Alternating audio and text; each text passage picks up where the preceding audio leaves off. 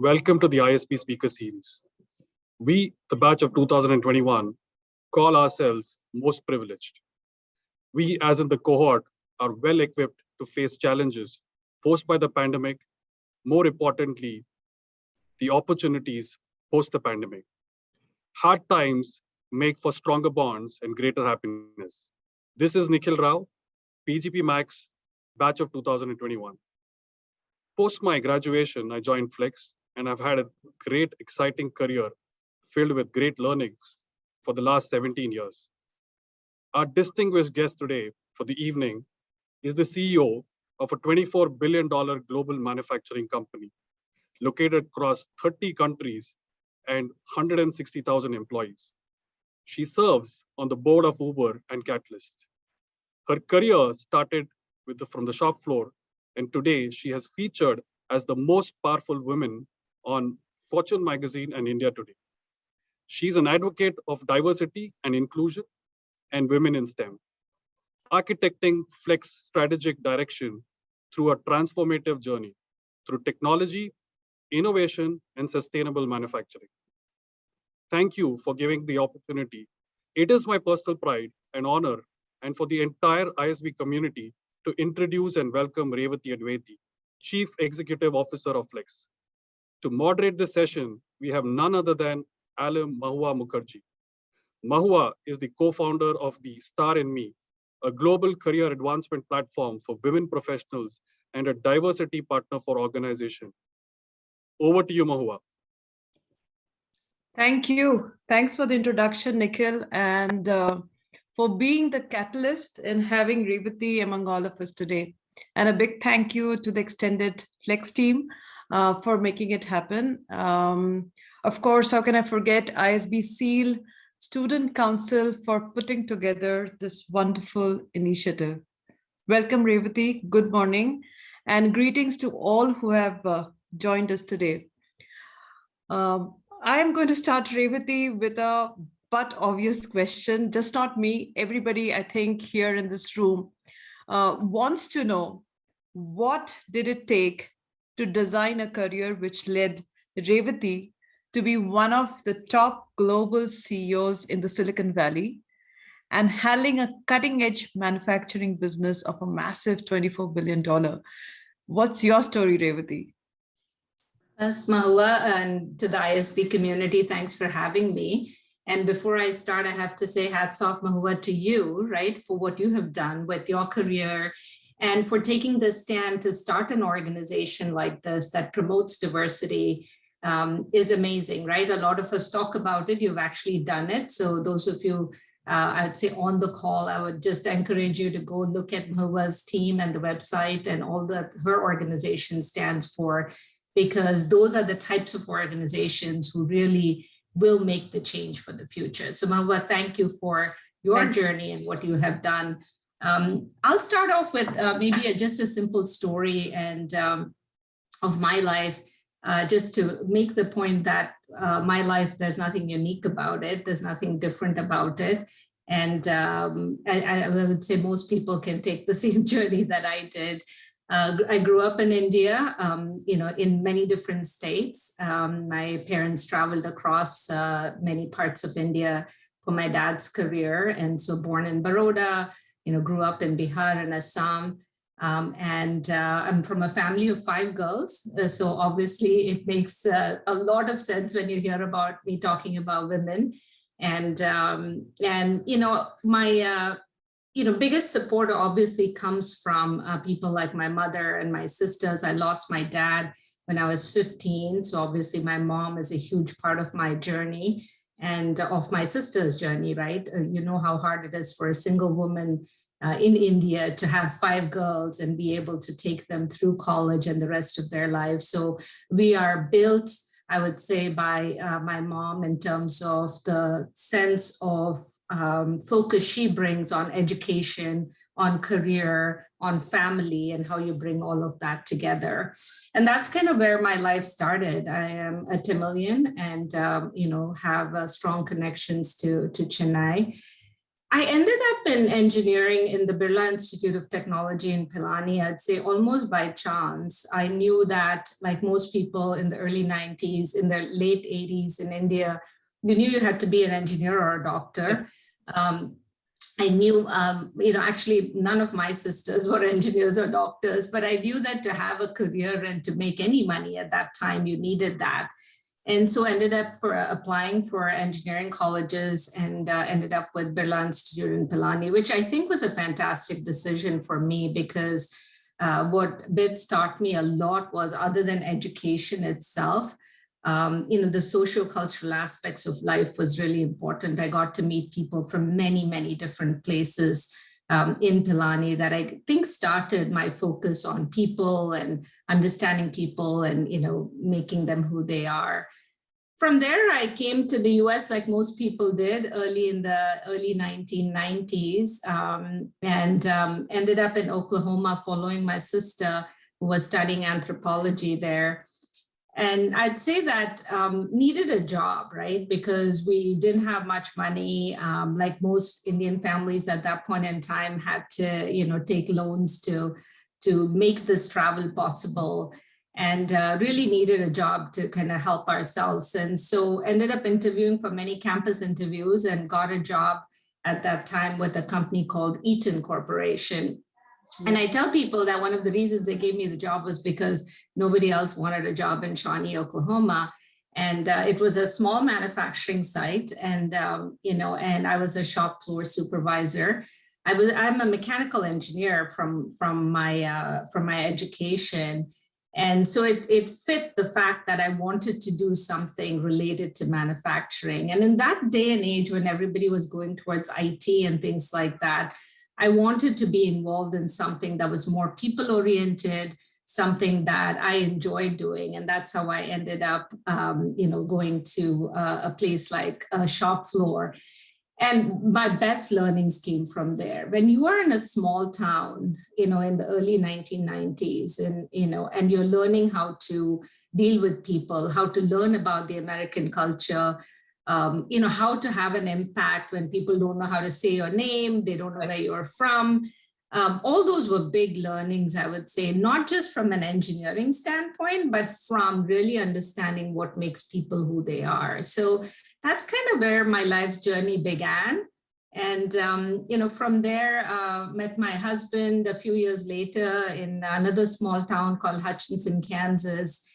And he and I picked up and moved many times after that. We ended up in England for some time. I know your new dean is from an ISB, is from London Business School. My husband's an alumni from there.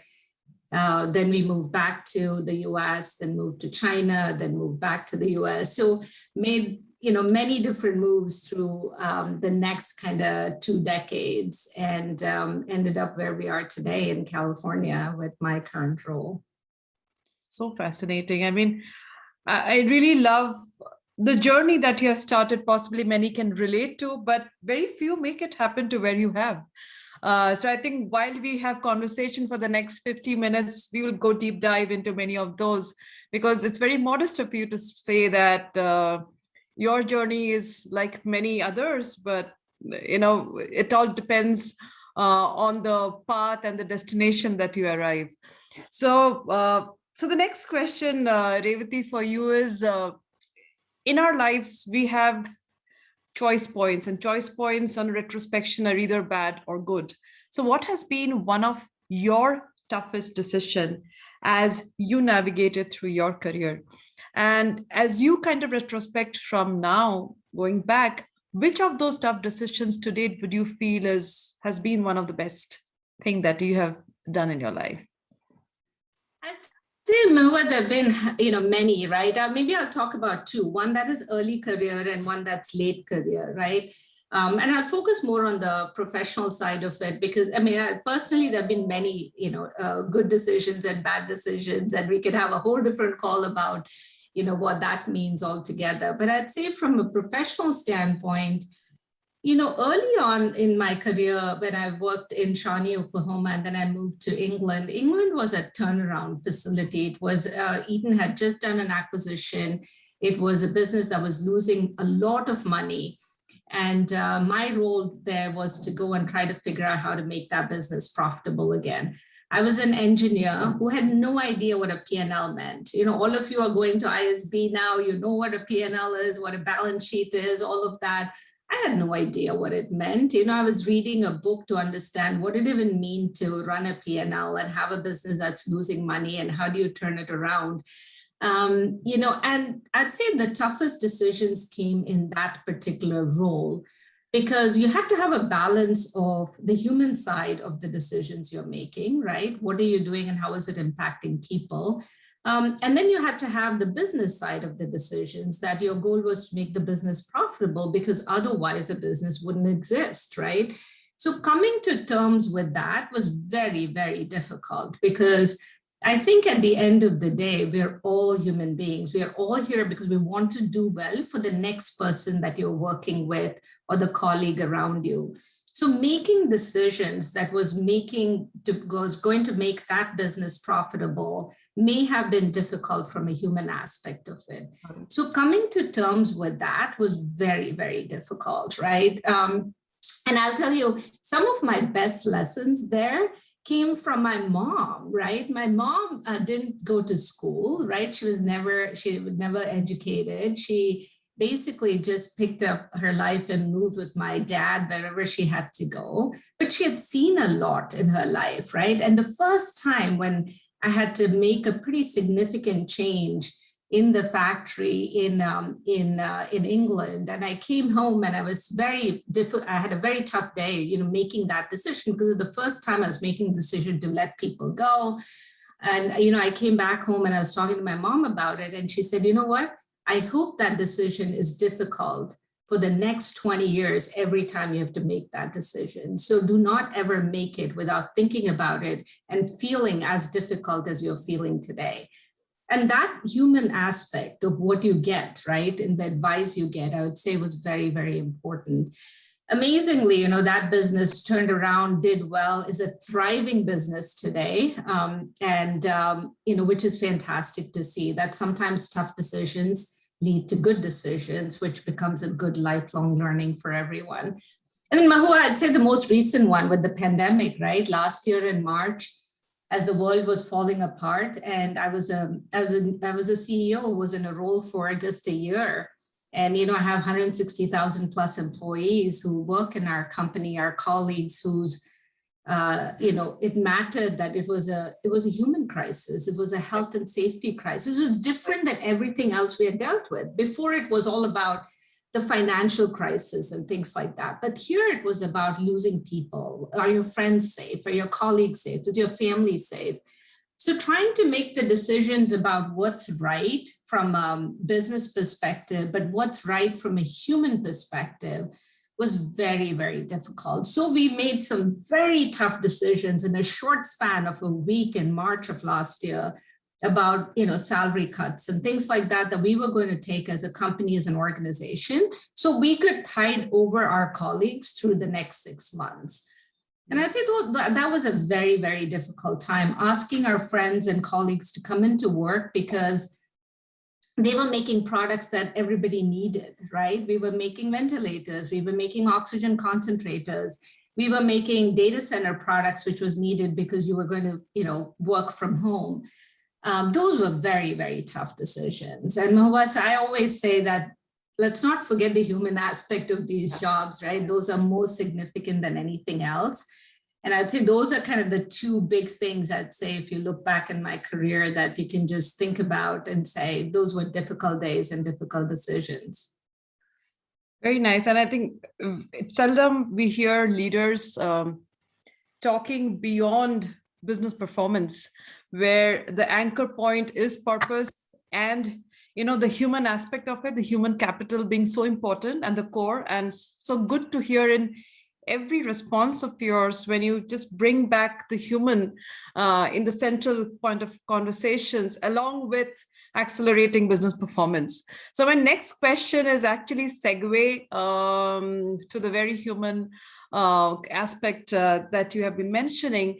Given now, apart from being the CEO of Flex, you are on the board of Catalyst, and Catalyst is known for years to be one of those global leaders in accelerating progress for women talent through workplace inclusion.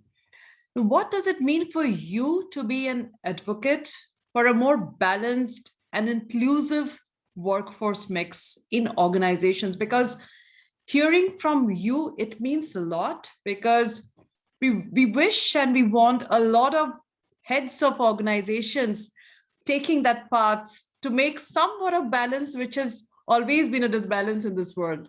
So we'd love to hear your views.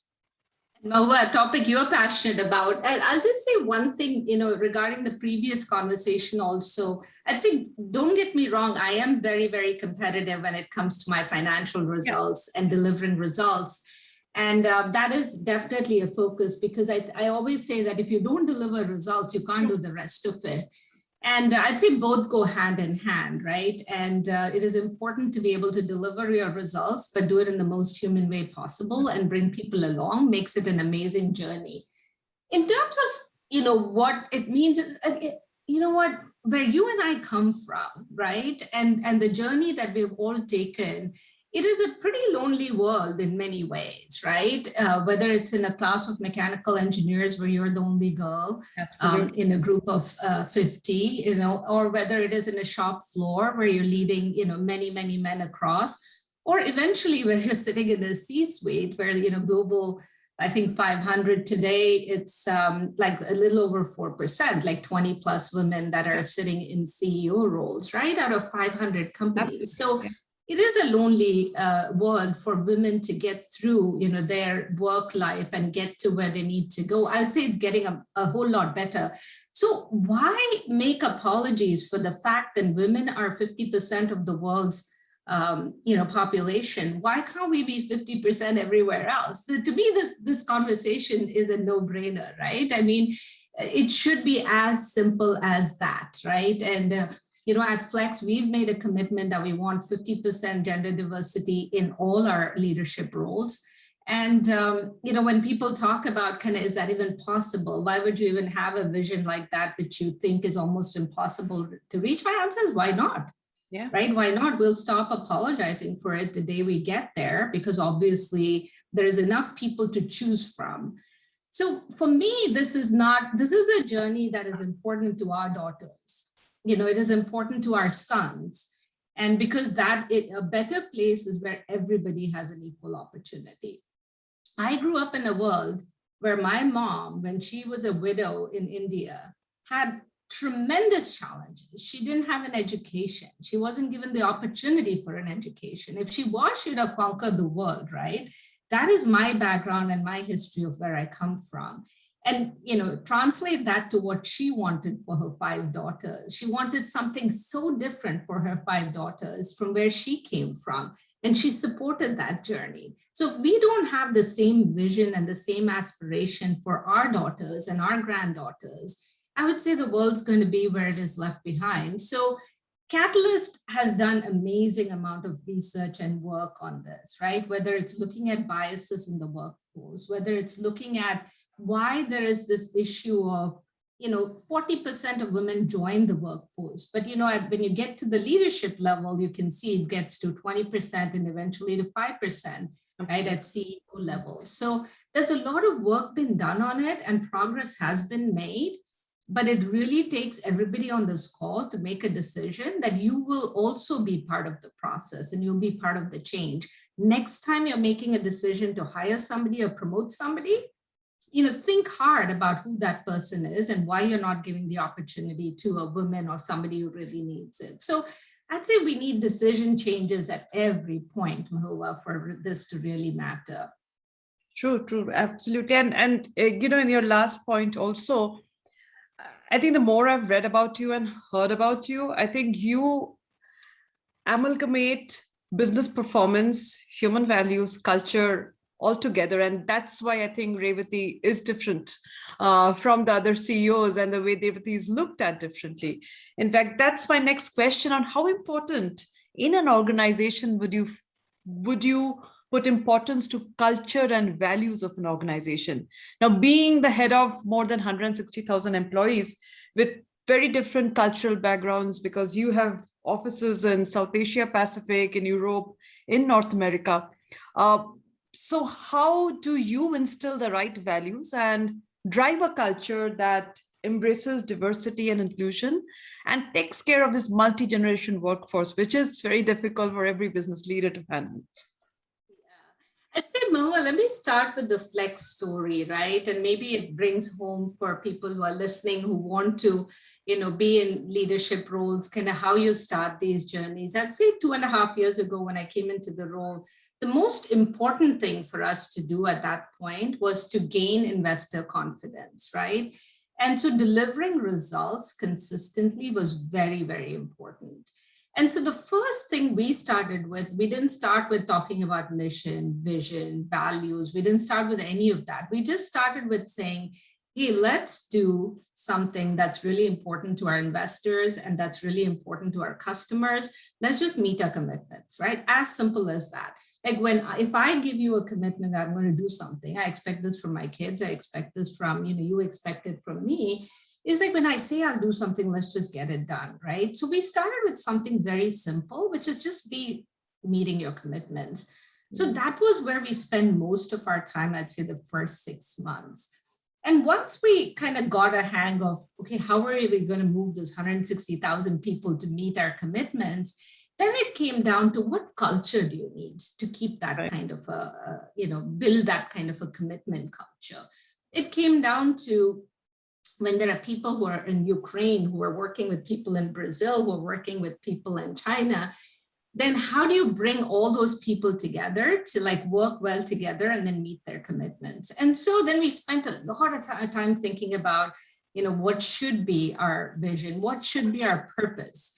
The beauty of a company like Flex is that doesn't matter where we are in the world, we're doing something that is changing somebody's lives. Usually we're starting up a facility in a remote corner of Romania. We're creating jobs in a place that jobs didn't exist before, right? When you think about our facility in Chennai, interestingly, a lot of people who are coming to Chennai to work in our facility are coming from my mother's village, right? Where a lot of us went for summer and spent our time growing up with people, right? We're giving them jobs. So we have a responsibility in the jobs that we're doing. So having the right culture when you have that responsibility was important.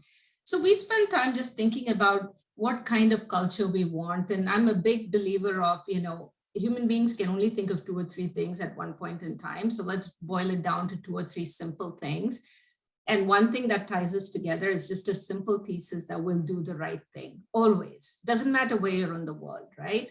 So when the world is shutting down, right, in pandemic last year, this is how this story comes to life.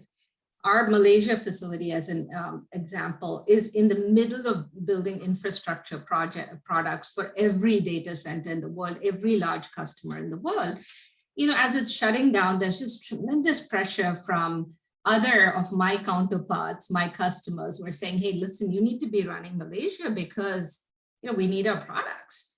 Yeah. And I was like, I can't ask my people to come to work, right? Our value is we do the right thing always, right? And what was amazing is our team on the ground, and this is where the culture connects the dots and the values connects the dot. I didn't even have to say this. Our team on the ground, our Malaysia team on the ground said, you know what? We can't ask our people to come. So it doesn't matter about making money, about getting the job done. Health is super important. We're not going to do it. A month later, the same CEO calls me and say, thank you. Actually, you did the right thing. Because eventually when it was safe to bring in people, you brought in people, you caught up. But this simple value of we do the right thing always, doesn't matter where you are in the world, connects us as Flex, connects us as employees. And I think that is very, very important, right? You have to find a few threads. In a world today that is so divisive sometimes, right? Where you're focused on the color of your skin, your gender, which part of the world you're on. Human beings want to connect with 1 or 2 important things, Mahua, and that's our 165,000 people. We want to connect with a few simple things, and it works very well for us. You made it so simple, and I think so powerful when we kind of choose 1 or 2 things rather than trying to boil the ocean. And within your employees, doing the right thing kind of transcends so well, doesn't matter where in the world they are. I think that reinforces whatever they do. And that's amazing it's amazing to hear. I think a lot of learning for all of us who are here and trying to build businesses on putting those seed of thoughts and having so much of clarity in doing what you're doing. My next question, again, I'll keep toggling topics. My next question is, and this is a very Revathi question because there are a lot of us here on the call. What are those key behaviors and traits, Revathi, that you feel women leaders should develop to transition from senior management to CXO positions? And we all know the statistics. You did mention in the call, there is just 4% in the C-suite. Whereas when we get started on a journey from college to corporate, there is around 45-50% who starts off, and the leakage keeps happening as and when the tiers of management to senior management to exec to C-suite it happens. So what are those key learnings that you would want to share from your experience that made you be where you are? I'd say, Mahua, first is I'd say there's a really nice study, if you haven't read it, it's done by the Korn Ferry Rockefeller Group that got published a few years ago that interviewed at that time, I think 30, 40 women CEOs, right, really to talk about their journey. And there's some very interesting findings that comes out of that study. And, fortunately or unfortunately, I'll tell you, I fit the mold very, very well of what came out of that study, right? And one of the important things that, they talk about, and I have seen it in my career many times, is this idea of, I'd say, I'm going to talk about three things. I'd say top of the list will be dealing with ambiguity, right? Like sometimes I would say women want something that's very clear, right? We want something that's very black and white. We want to be able to know exactly where we're going, how we're going to do it, give me the three things I need to get done. And then we're great at delivering that, right?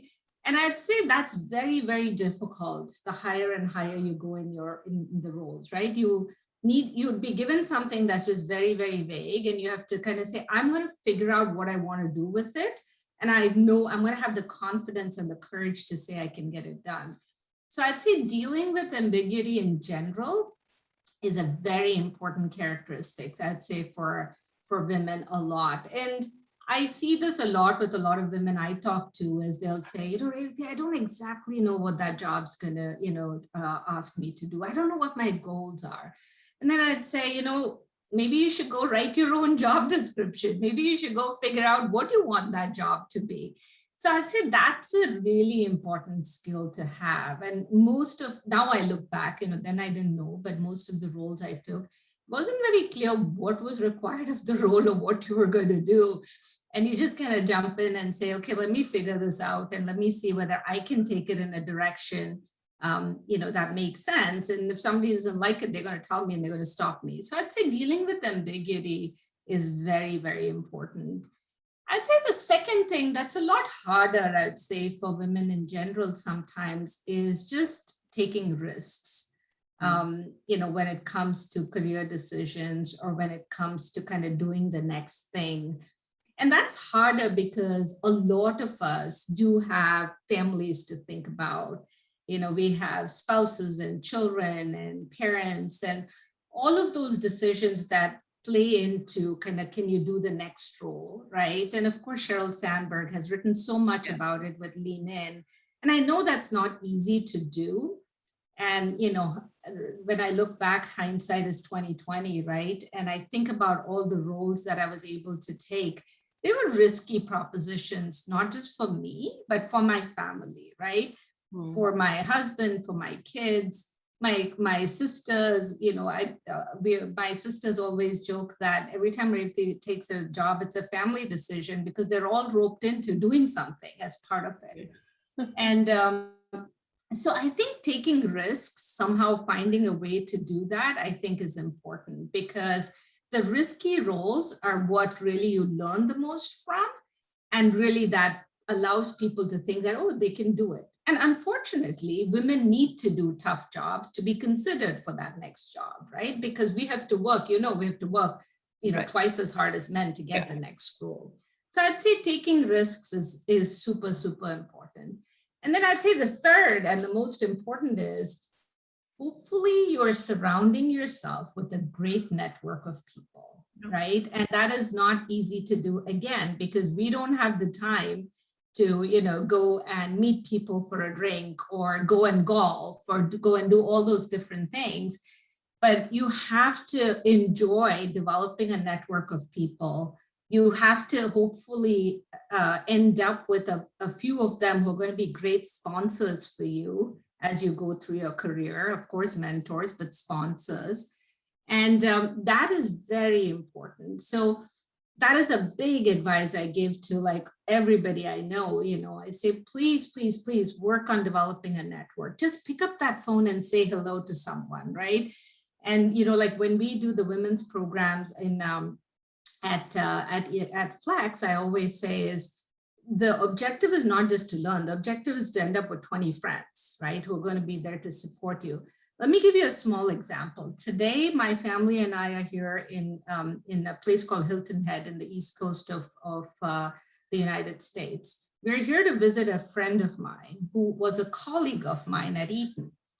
And, she was one of the first people I met who was a woman who took a job in a shop floor in the early 70s. Think about this. And I learned so much from her. She became a friend, a colleague, a mentor, a sponsor, all of those, right? My family is connected to her. But having people like that around you, I think is very, very important, because when that decision is made to do the next job, you need to have a sponsor. So those three things I would say, Mahua, are important. Fantastic. While you were telling, it was so much of smile and things that were coming on my head. The most important, networking and leading in ambiguity, taking risks are amazing. But one thing which actually happened to me was in 2013, when I was coming back from my second maternity break, and I didn't know what role to do. I remember the head of a business unit at Cognizant, where I used to work before, he did tell me, can you write a job description and come back? And I remember that, and so much I was laughing when you were telling that. He said, do the research. I'm going traveling for 2 weeks. I'm coming back. Share the job description of what you want to do. And it just liberates you so much and actually gives you so much of ownership and responsibility to make it happen. And that's fantastic when you told that. That's such a great story. I'm sure there's so many, examples like this, Mahua, that we have to talk about so people can learn from it and be the same, right? So I love that. Awesome. Now, I think I did ask a lot of questions that I wanted to, and a voice of many which came through questions. Now I would want to transition and get our current students and alums get started with their questions. So I will prompt and call on the name who can ask the question. So the first question would be from Venkatesh. Venkatesh is a current PGP Pro student. PGP Pro is another exec program with ISB. Venkatesh, why don't you switch on your video and ask the question to Revathi? Sure. Thank you, Mahua. Hi, Revathi. Really fascinating to hear all your wonderful stories. My question is, consider almost all the organizations in the manufacturing sector went through this digital transformation. So what's in store in the manufacturing sector, going forward? Yeah, Venkatesh, thanks for the question. One is, I'm passionate about this topic, so I've talked a lot about this because, it's interesting, like the world's so focused on technology and, what's happening in the tech space and where it's going and how all that relates to how things are made in the future is such a fascinating topic, right? And so, everything from, the world of automation and robotics and how things are made in a factory floor today. If you kind of grew up in a factory floor with the good old fashioned, lathe and all of those equipment and how we are migrating today to a world of automation and robotics in a factory floor, that itself is a changing phenomena, right? And then, of course, when you use kind of things like artificial intelligence to make decisions in a shop floor, there's so much more to be done.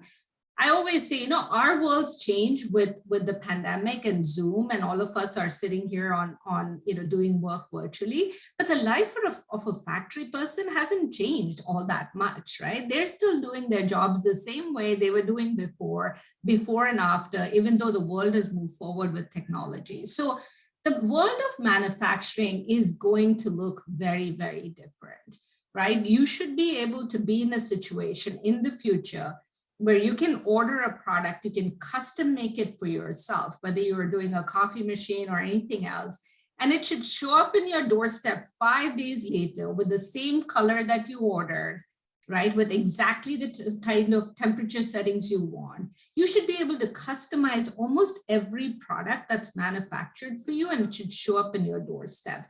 Today, that is not possible.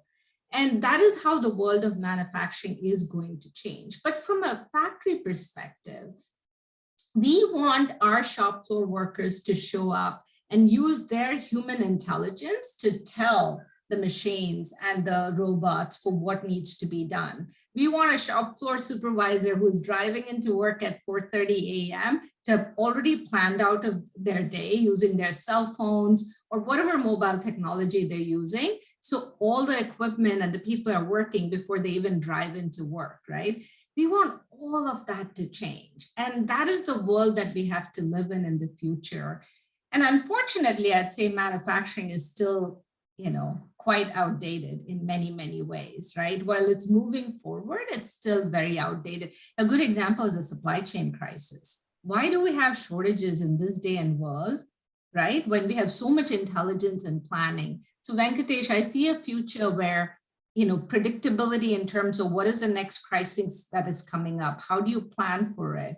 How do you avoid the next crisis are all built-in intelligence into the manufacturing world. So everything from how the shop floor looks to how the person in the shop floor is working to how the entire supply chain looks should be a very different world than where we are today.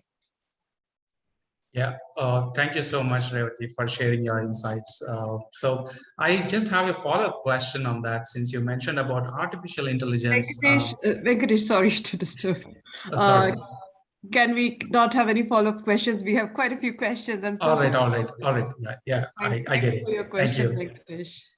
And thanks, Revathi. Saw your face lit up when we started discussing about manufacturing and the opportunities that lies ahead in manufacturing. It was fantastic to hear you. I think I'll get an opportunity later to hear it. All right, can we invite the next question from Praveena, who is a current PGPMAX student? Thank you, Mahua. Thank you, Revathi, for joining us today. And thank you, Nikhil, for making it happen. Really glad to have you here, and your journey is truly inspirational, especially knowing about your modest background. It really inspires all of us. My question to you, I think you've already touched upon it earlier, about the 50% diversity mix that we're talking about. From the last few years, I can say there is mad rush about bringing in more diversity mix across all organizations. And do you think, what is your view about actually trying to do that in a short span and trying to address the gap that has happened over generations? What is your opinion about it, Revathi? That's an interesting question, right? Because I would say what has got in the way of this not moving faster over the last kind of few decades, even though the number of women coming out of colleges in STEM, is close to, almost close to 40%. The women in the workforce is close to 40%. I'd say what is really getting in the way is really decision makers taking a decision when it comes to who do you promote, who do you support, and who do you put in the next role? Because typically we like to put people who look like us, walk like us, talk like us, because we think that's the best, right? Because I have come that way, that's my journey, that's how the next person's journey should be. So my belief in why this can be accelerated is because the issue is not that we're trying to deal with getting more women to go to college. We're not dealing with the issue of getting more women to enter the workforce, right? There is enough women going to college. There is enough women entering the workforce, right?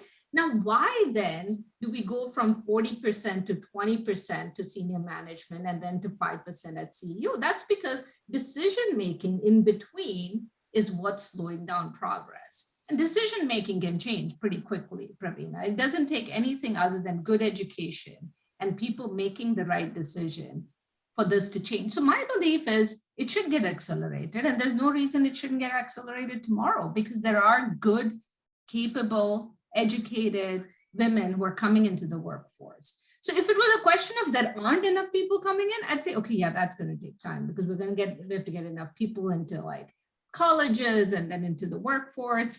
No, that's not the issue. And we have dealt with all the or I shouldn't say we're dealing with the issues of how do you deal with, having kids and, dealing with, coming back into the workforce and all that. We're providing more flexibility with that.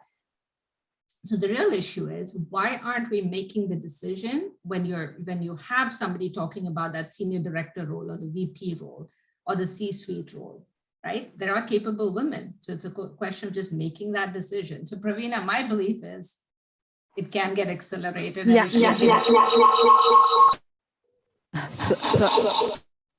It's okay, Praveena, we got you. Yeah. Thank you so much, Revathi.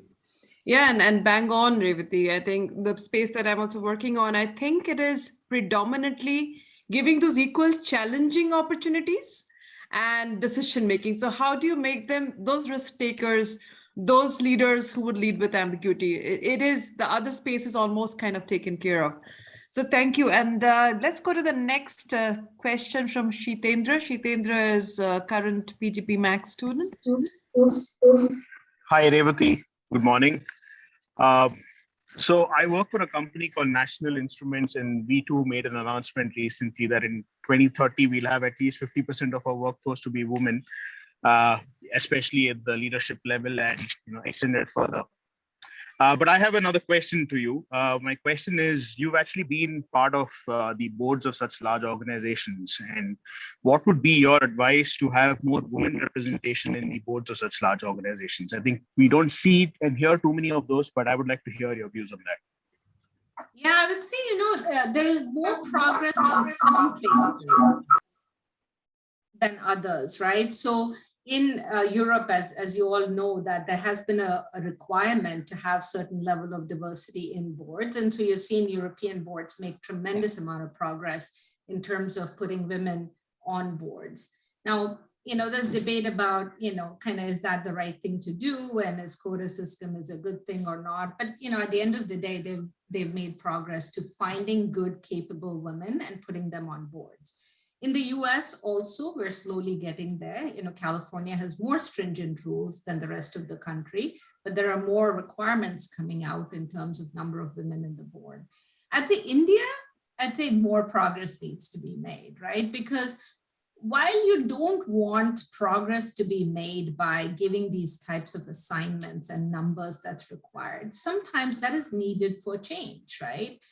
And it is hard to be sitting on a board today and to look around you and not have a great representation of women on the board. It's just, I don't even understand why that makes sense, right? So for me, the progress has to be made in two ways. One is every board deciding that they're going to have enough representation of women, and I would love for all of that to be 50-50. The second is having women come forward and want to be part of boards, right? That is also important, because a lot of women think, well, I'm not qualified to be on a board.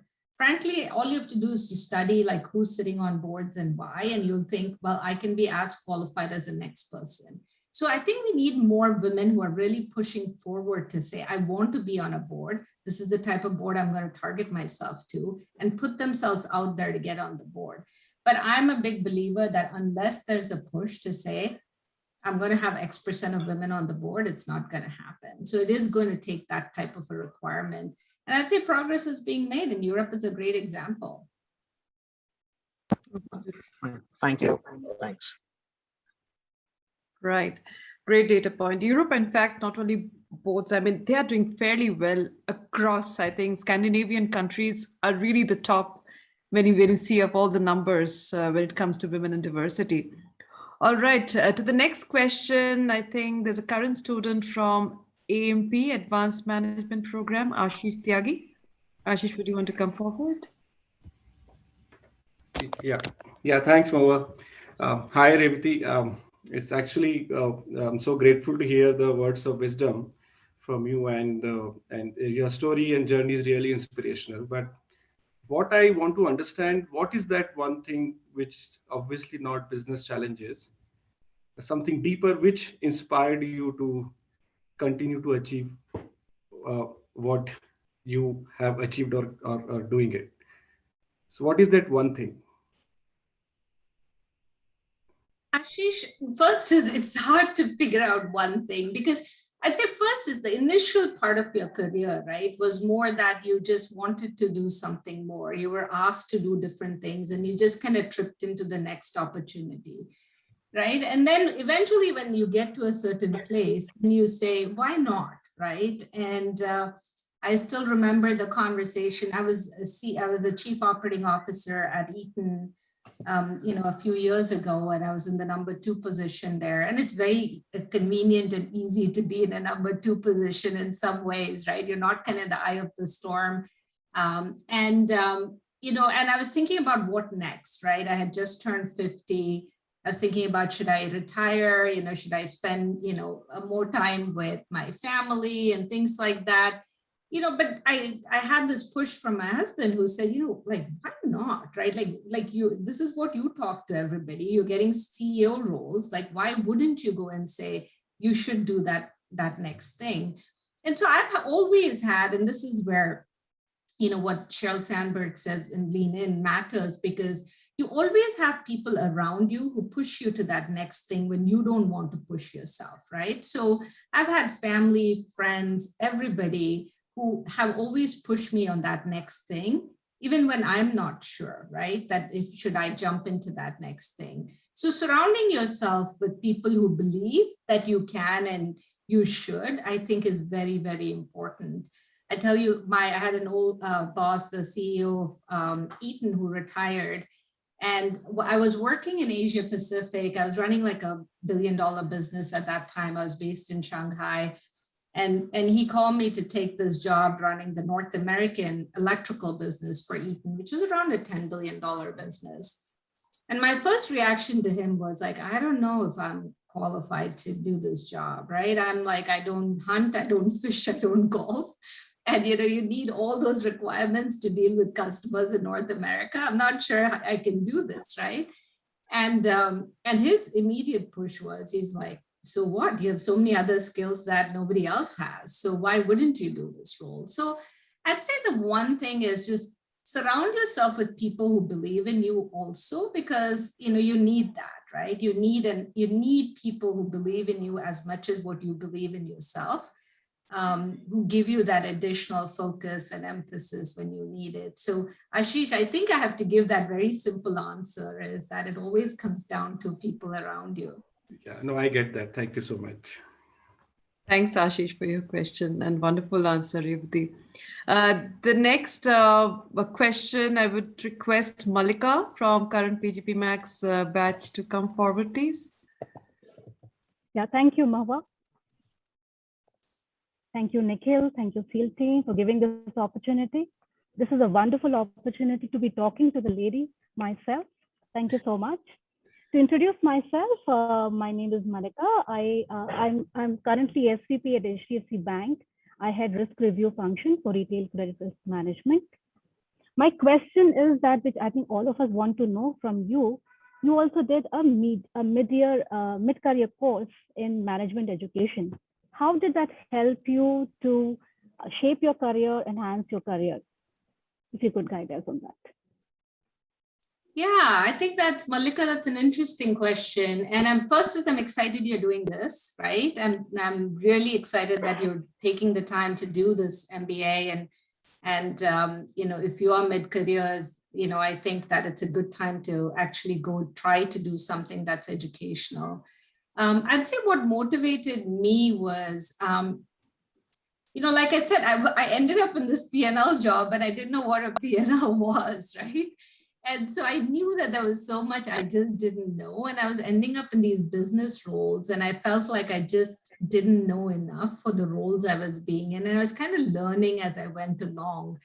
And I had seen people around me who had done an MBA and who I thought were just getting so much information and education that I was not getting on a day-to-day basis with just working and reading, right? And so for me, it was important to kind of say I wanted something more because I felt like just going from an engineer to a business leader, there was some gaps in my learning, right? And that is what prompted me to say, an MBA is going to be helpful. And frankly, in some cases, it was tick the box, right? You had to have an MBA to get like your next job. But my motivation was I thought I just was missing some learning, going straight from engineering to business roles. And that's why I wanted to do an MBA. And frankly, I'd say it was a fantastic experience for me, right? I did an MBA in international management, learning about the trade policies of the world and what made it the way it was. Think about it. Those days, I didn't think it was like, why would I learn so much about trade policy? And then it turns out it's the most important thing a CEO can know about in this day and age.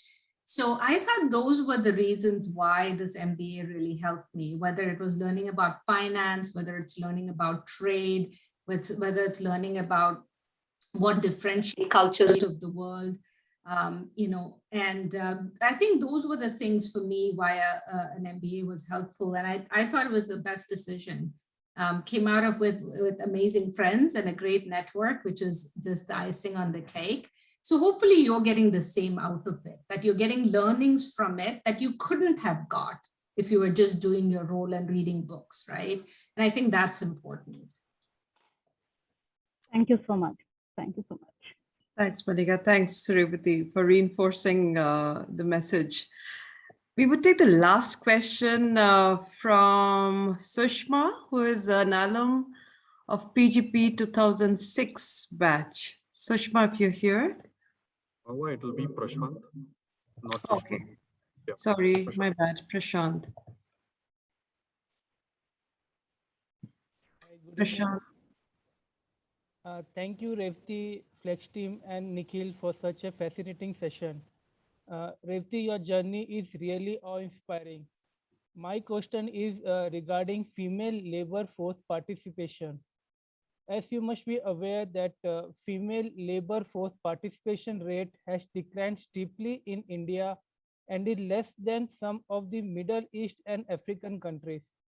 With so much globalization and opportunities coming to India, why is this happening and what can be done to reverse the trend? Well, thank you for that question, because and it's such a great last question to have, because I think, in India, there's a lot of conversation about how do you bring back women into the workforce and all levels of the workforce. Let me just give you Flex as an example, right? A Flex factory in Chennai has, we have a very, very strong labor force that we pull from across in and around Chennai, right? So, and we have a very high participation of women in the workforce. But one of the reasons we have the high participation of women is because, one is, I'd say our training is good. Second is we provide support, like being able to bus women in, and we provide childcare childcare help wherever they need. But I think the challenge is that the infrastructure hasn't kept up enough to support women, I'd say, being in the workforce, right? And that is really, really important, because at the end of the day, for us, when we have to make a decision between caring for a child and going to work, we end up making the decision about caring for the child. It's the right decision. So unless the infrastructure can't keep up with that type of a support system for women, it is going to be very, very hard. In India, unfortunately, there's concerns about security and things like that have to be dealt with. But this is a topic that's super important to me, because I keep saying that unless we can build all those things, you're not going to continue to see women, accelerate in the labor force. I'd say in India, more important than anywhere else, where there's social issues associated with it. There is infrastructure issues. So it has to be comprehensive. There's not a one size fits all here. And unless all of you who are going to be in big jobs and going to be in government jobs or going to run big companies make that decision, I'd say it's going to be a long, long road for us. So I would just look for support everywhere. Is if you're running a company, if you're in a business, if you have a factory you're running, or if you're part of a government enterprise that's making a decision, you have to find the entire subset of things that will help a woman get back into the workforce. Infrastructure, security, support, all of that has to happen, I would say, to start to accelerate this. And there's no reason why India shouldn't be in a position that's world-class, I'd say, in terms of women, right, in the workforce all the way across. Thank you, Revathi. Thanks, Prashant, for asking the question, and thanks, Revathi, for that final answer, which is so important for all of us across the world. I would try to summarize, and some of the things I know each one of us will have different takeaways from this conversation. I had many, but one thing so simply put, I think I'll never forget the way you have made the culture of the organization so simple, so nimble, and making it understood by all to do the right thing. It is very, very hard. It sounds easy, but the most difficult thing to do.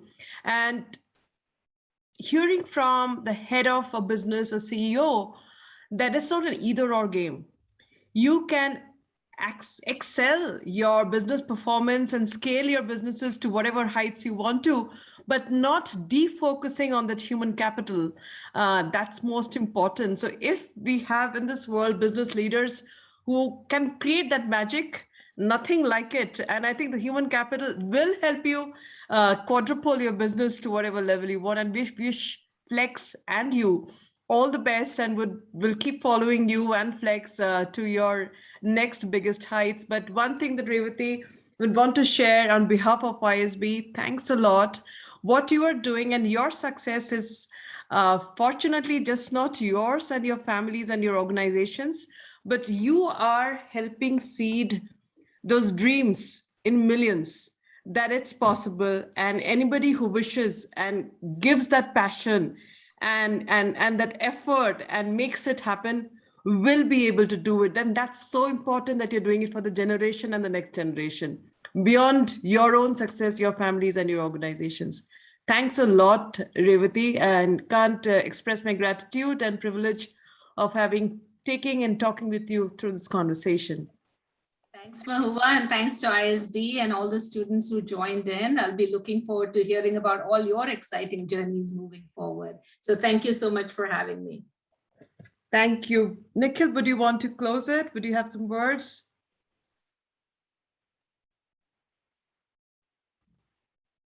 Oh, I think. I just have to say that, Revathi, thank you for accepting this. It is a pleasure and my pride, being on both sides of the world, representing Flex, representing ISB. It was a great honor to have you as our guest speaker. It is truly, what you just spoke about and the kind of information you shared about your life journey, about Flex as an organization, how we are going through a change. It does make a lot of difference in terms of people knowing about it and understanding, how we are going to go through this journey. Thank you very much. And Mahua, you've been a great host, great moderator. Thank you very much to you as well. Thanks, Revathi. Thanks, Nikhil. Thanks, everybody. Thanks, everyone. Bye. Bye. Bye.